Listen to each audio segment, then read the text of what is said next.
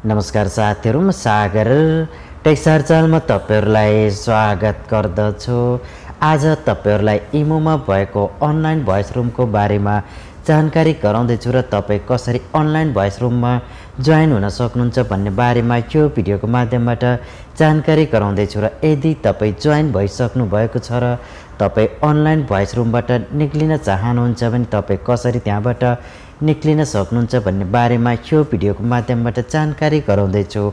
यदि तपाईहरु इमो युजर हुनुहुन्छ र तपाईहरु अनलाइन भोइस रुममा जोइन हुन चाहनुहुन्छ या तपाईहरु जोइन भइसक्नु भएको छ र तपाईहरु त्यहाँबाट निस्किन चाहनुहुन्छ भने आजको यो भिडियो तपाईहरुको लागि धेरै युजफुल रहनेछ।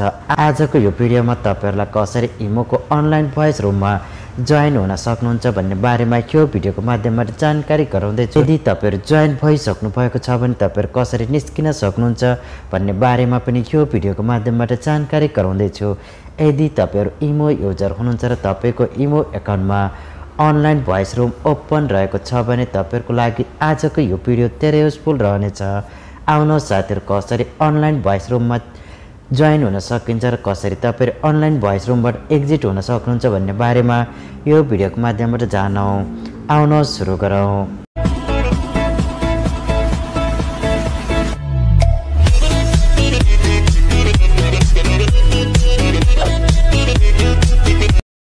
अब तपाईहरुले इमोको अनलाइन भोइस रुममा जोइन हुनको लागि तपाईहरुले आफ्नो इमो एकाउन्टलाई ओपन गर्नुहोस् र अब तपाईले यहाँनिर इमोको इन्टरफेस हेर्न सक्नुहुन्छ। यदि तपाईहरु इमोमा आफ्नै अनलाइन भोइस रुमलाई क्रिएट गर्न चाहनुहुन्छ भने तपाईले यो भिडियोलाई हेर्न सक्नुहुन्छ र तपाईले यो भिडियोको माध्यमबाट आफ्नै अनलाइन भोइस रुमलाई क्रिएट गर्न सक्नुहुनेछ। अब तपाईले अन्य व्यक्तिको अनलाइन भोइस रुममा जोइन हुनको लागि तपाईहरु साइटमा दिएको एक्सप्लोर अप्सनलाई क्लिक गर्नुहोस् र अब तपाईले यहाँनिर देख्न सक्नुहुन्छ अनलाइन भोइस रुम भनेर तपाईले एउटा अप्सन पाउनुहुनेछ।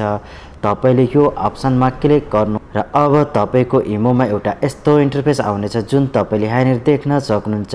तपाईको इमोमा तपाईको वरपर रहेका सम्पूर्ण पपुलर भोइस रुमहरु तपाईलाई यहाँनिर देखाइनेछ। यसरी तपाईले आफ्नो वरपरमा रहेका तिनी भोइस रुममा जोइन हुन सक्नुहुनेछ। अब तपाईले यदि नयाँ भोइस रुमलाई हेर्न चाहनुहुन्छ भने साइटमा दिएको न्यूको अप्सनमा क्लिक गर्नुहोस् र तपाईको वरपरमा रहेका नयाँ भोइस रुमहरु तपाईले यहाँनिर हेर्न सक्नुहुनेछ। यसरी तपाईले धेरै आसान तरिकाले आफ्नो वरपरमा रहेका तिनी भोइस रुमलाई हेर्न सक्नुहुन्छ र तपाईले तिनी भोइस रुममा जोइन हुन सक्नुहुनेछ।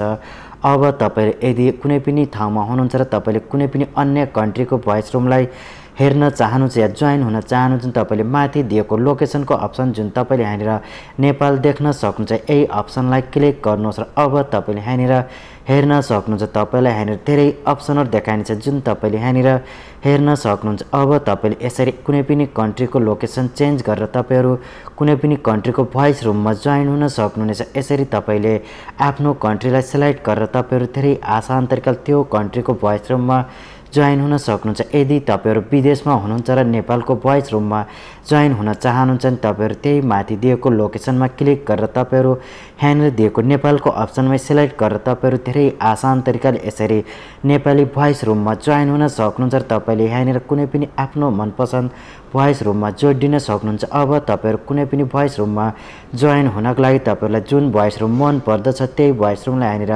क्लिक गर्नुहोस् र अब तपाईले यहाँनिर क्लिक गरिसके तपाई त्यो भोइस रुममा जोइन भइसक्नु भएको छ। र अब तपाईहरु यदि यो भोइस रुममा कुरा गर्न चाहनुहुन्छ भने तल दिएको मेसेज या भोइस मेसेजबाट तपाईहरु कुरा गर्न सक्नुहुन्छ र तपाईले यहाँबाट स्टिकरहरुलाई पनि सेन्ड गर्न सक्नुहुन्छ।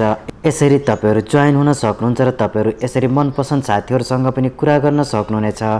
अब तपाईहरु जोइन भइसकेपछि पुनः ब्याक जानुहोस् र आफ्नो होम स्क्रिनमा आउनुहोस् र अब तपाईले पुनः आफ्नो इमो एकाउन्टलाई ओपन गर्नुहोस् र अब तपाईले यहाँनिर देख्न सक्नुहुन्छ तपाईको भोइस रुम यहाँनिर देखाइन्छ। यदि तपाईले आफ्नो इमो एकाउन्टमा यो भोइस रुममा जोइन भइसक्नु भएको छ र तपाईहरु यो भोइस रुमबाट एक्जिट हुन चाहनुहुन्छ या निस्किन चाहनुहुन्छ भने तपाईहरु धेरै आसान तरिकाले निस्किन सक्नुहुन्छ। त्यसको लागि तपाईहरु पुनः यही भोइस रुममा क्लिक गर्नुहोस् र अब तपाईको मोबाइल फोनमा एउटा यस्तो इन्टरफेस आउनेछ र तपाईले माथि दिएको 3 लाइनमा क्लिक गर्नुहोस् र अब तपाईले पुनः तल दिएको ग्रुप इन्फोमा क्लिक गर्नुहोस् र तपाईको मोबाइल फोनमा एउटा यस्तो इन्टरफेस आउनेछ जुन तपाईले यहाँनिर हेर्न सक्नुहुन्छ। तपाईहरु तल जानुस् र अब एउटा हैन डिलिट एन्ड लिभको एउटा अप्सन पाउनुहुन्छ। तपाईले तल दिएको डिलिट एन्ड लिभको अप्सनमा क्लिक गर्नुस् र तपाईले पुनः डिलिट एन्ड लिभमा क्लिक गर्नुस्। यसरी तपाईले जोइन भएको त्यो भोइस रुमबाट लिभ या डिलिट गरेर तपाईहरु निस्किन सक्नुहुन्छ। जुन तपाईले यहाँनिर देख्न सक्नुहुन्छ यो सेटिङको माध्यमबाट तपाईले